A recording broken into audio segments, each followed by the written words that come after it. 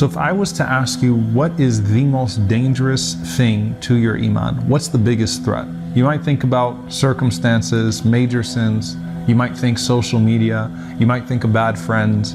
You'll think about certainly things that are haram, things that are forbidden and prohibited, and some of the things that we've already spoken about, right? Like adultery, fornication, drinking alcohol, theft, all these things that we said that iman would even depart from a person if they are guilty of these things. But listen to what the Prophet ﷺ said is the greatest threat to a person's iman. So the Prophet ﷺ says in this hadith that's narrated in At-Tirmidhi, he says, مَا ذِئْبَانِ جَائِعَانِ أُرْسِلَا فِي غَنَمٍ بِأَفْسَدَ لَهَا مِنْ حِرْصِ الْمَرْءِ عَلَى الْمَالِ وَالشَّرَفِ لِدِينِهِ. He said, sallallahu alaihi wasallam, that there is nothing more dangerous to a person's faith like two wolves that are let free amongst a flock of sheep. Imagine what the Prophet ﷺ is saying. Imagine two wolves that go into a flock of sheep. He said, sallallahu alaihi wasallam, the two most dangerous things, those two wolves to your faith being the sheep, are the love of wealth and the love of fame that a person has. The love of wealth and the love of fame are the two most dangerous threats to your iman, to your faith. So it's not a major sin, it's not some horribly haram thing, it's wealth and fame, the love for wealth and the love for fame. Now, is wealth a bad thing? No, the Prophet ﷺ taught us to have the upper hand instead of the lower hand. Allah subhanahu wa ta'ala teaches us to say, رَبَّنَا آتِنَا فِي الدُّنْيَا حَسَنَةً وَفِي الْآخِرَةِ حَسَنَةً, to give us the best of this world and the best of the next. But if a person has an uncontrollable desire for this world, for materialism, and they constantly pursue more and more and more wealth, then they're going to find themselves in a situation where they will resort to unethical things, where they will start to place expectations in that wealth, and that will distance themselves from Allah subhanahu wa ta'ala. And sometimes having a lot of money changes a person's personality. Wealth can actually change a person's behavior. So they'll start to resort to some of the things that we've spoken about in the past, these major sins that we've spoken about in previous episodes.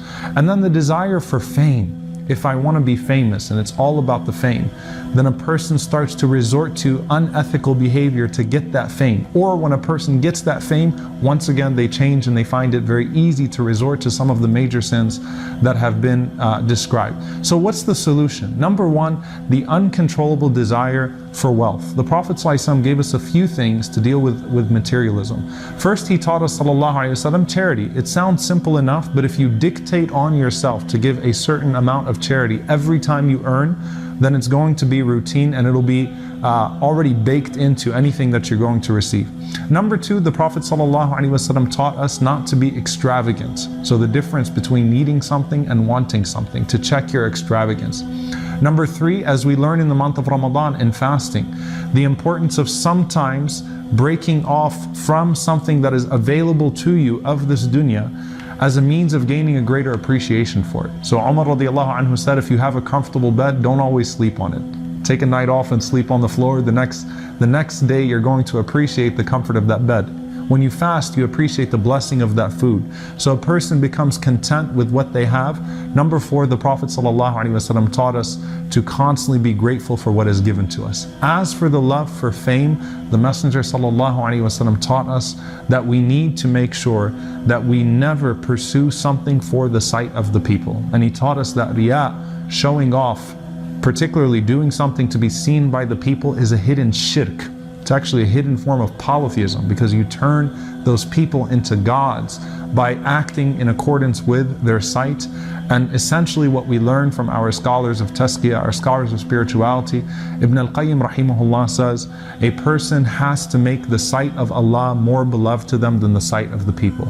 So secret good deeds, essentially try to get famous in the sight of Allah subhanahu wa ta'ala and with the angels that He boasts to, and forget about being famous with the people. So again, the two wolves that are let out on sheep that would destroy a person's iman are an unchecked love of wealth and fame. May Allah subhanahu wa ta'ala protect us from both, and may Allah subhanahu wa ta'ala grant us the wealth and the fame of the hereafter in the presence of His angels and our Messenger sallallahu alaihi wasallam. Allahumma ameen. See you all next time inshaAllah. Assalamu alaikum wa rahmatullahi wa barakatuh.